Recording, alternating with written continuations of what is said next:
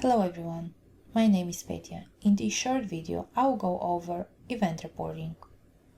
Once your event is over, you can access your event report via the Reports tab on the left-hand menu. Here, you will get a visual overview of your checked-in versus no-show guests, how many of the guests were added before, during, and after the event, the timeline of guests' arrival per guest list in case you worked with multiple lists, and other data collected at the time of check-in. You can download the event report in a PDF format by clicking on the Download PDF button on the top of the screen. From the Export tab, you can additionally export your event guest list in an Excel or CSV file format.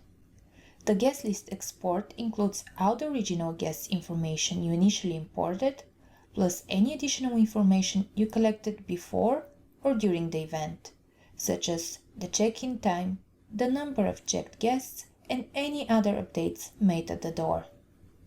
Head to our Help Center for more tutorial videos and articles. Thanks for watching.